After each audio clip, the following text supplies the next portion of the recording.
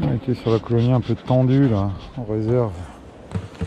Tendue à mort même, hein, puisqu'elle était sur 10 cadres de couvain. Et on doit avoir quoi, 500 grammes de miel dedans quoi. Donc ouais, c'était chaud. Mais vraiment quoi.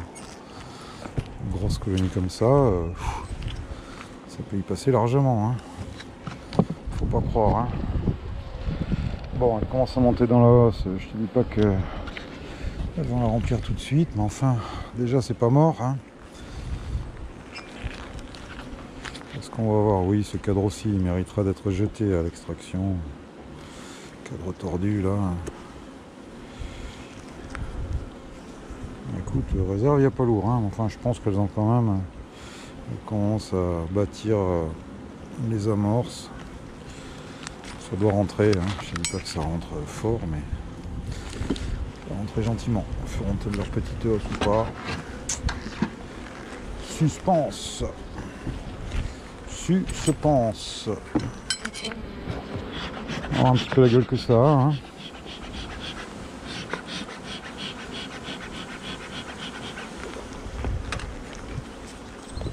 Allez. Allez les mouches à miel. Oh, ça n'a pas l'air gonflé de miel. Hein. En même temps, tu sais, elles partent de très loin, hein, de très bas, hein, en réserve. Hein.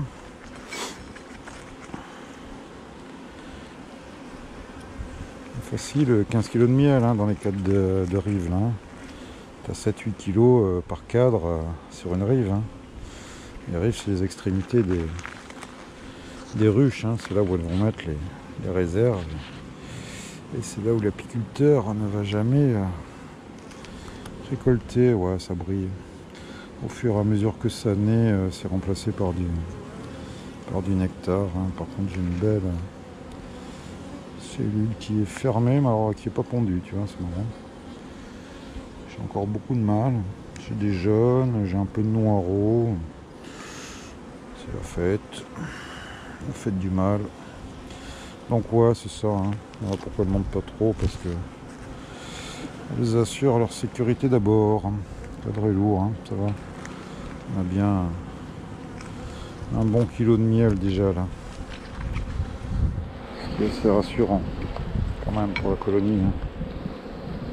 Flux tendu, ça m'a jamais plu moi. Hein. Non, rien.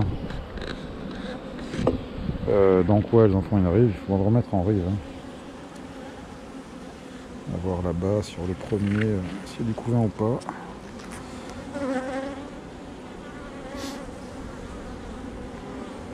Ouais, ça rentre. Hein. C'est du nectar en plein dans le couvain, hein, donc c'est bien. Il y a des mâles, elles ont éjecté aucun mâle.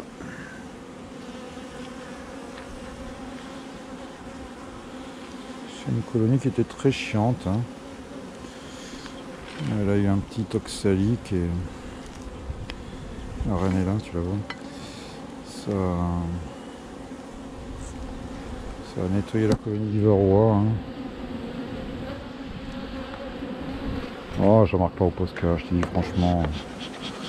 J'ai acheté les stylos retouche bagnole. Alors j'en ai un chez moi, mais j'ai une voiture noire. Donc si je fais un marquage noir sur le thorax noir des abeilles, bon, je serais capable. Hein. On a vu la reine, on a vu de la ponte. Donc maintenant, toute cellule sera à détruire. Hein. Si cellule il y a. Je pense que vu les réserves qu'il y a dans la caisse, peut-être pas pour tout de suite.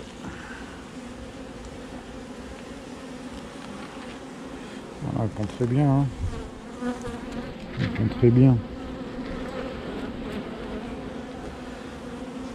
Elle est devenue moins chiante, hein, forcément. Hein.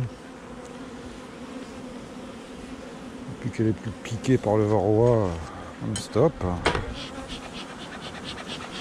C'est des signes aussi, hein, pas... Le caractère changeant des abeilles, c'est lié au temps, c'est lié à plein de choses. Mais c'est aussi lié au varroa. Hein.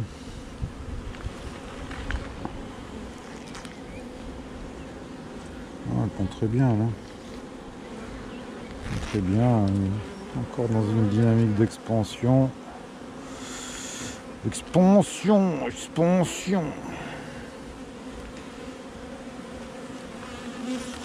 Là, on commence à avoir des nuits qui se réchauffent. 15-16, je vais peut-être virer même. Voilà, tout est repondu, il y a du pollen. Il y a des réserves. On a vu la reine.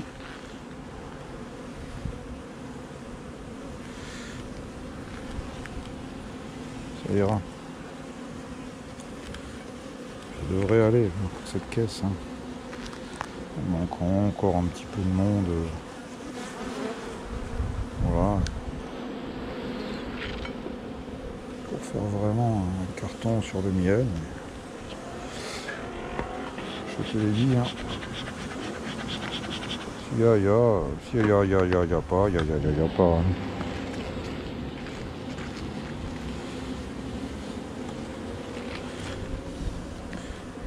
Ah ouais, on est presque à mi-saison hein, là, hein, les gars.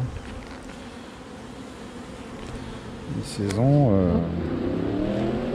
le roi il est déjà bien en place là. Hein. Répondu ça, ouais, enfin, c'est répondu.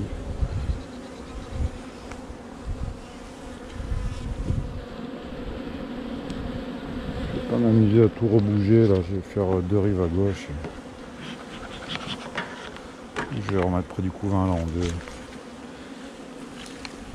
Ils répondront en cas. En cas.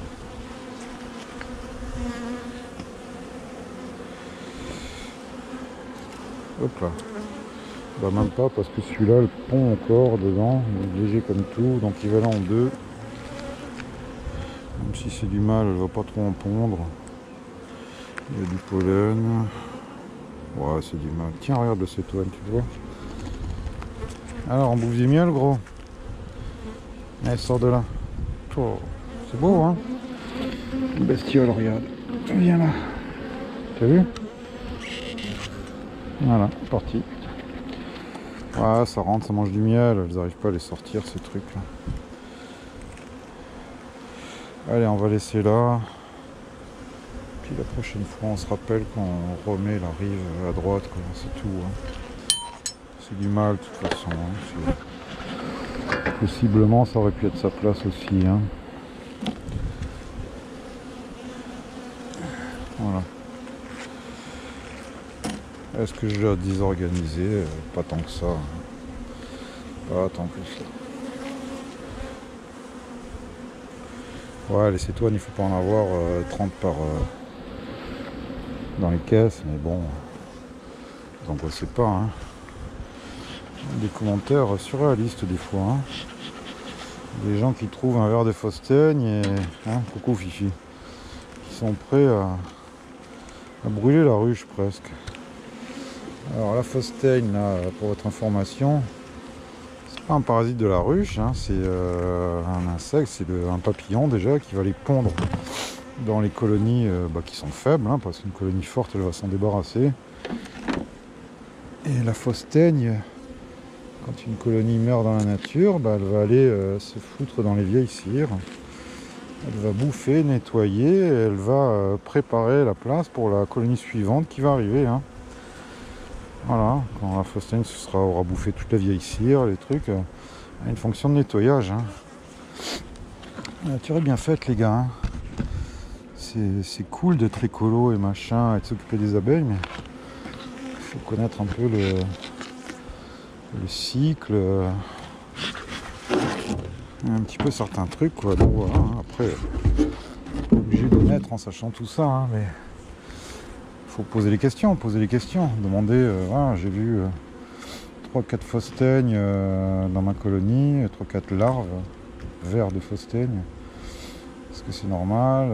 Oui, non, pourquoi? Quelles sont les raisons? Colonie faible, trop de cadres, machin, elles n'arrivent pas à nettoyer, et puis voilà. Puis c'est tout, puis tu resserres ta colonie, t'enlèves les Fostaignes, et puis c'est tout. Hein. Non, c'est pas je ramène ma colonie au vendeur. C'est pas moi le vendeur, hein, je te dis. Parce qu'il y a 2 larves de Fostaigne. Hein. T'as mis trop de cadres, et puis c'est tout. Et puis puis c'est la nature, hein. Comme les gens qui foutent de l'antimite dans les cadres de hausse pendant l'hiver. Tu prends les hausses au printemps pour les mettre sur les colonies, t'as la naphtaline qui te monte à la tête. Enfin, la naphtaline, non, je crois que c'est interdit, mais bon, c'est des produits un peu équivalents, quoi. Bon, voilà. Allez, on continue. Je sais pas si je te filme ou pas. Je vais le laisser pousser là, hein, avec l'accord comment on appelle ça, la personne qui a le fermage de ce terrain, là, pour les oliviers. C'est bien, là. On fera de l'ombre un jour ou l'autre. Puis les amandiers, c'est bien en pollen. Allez.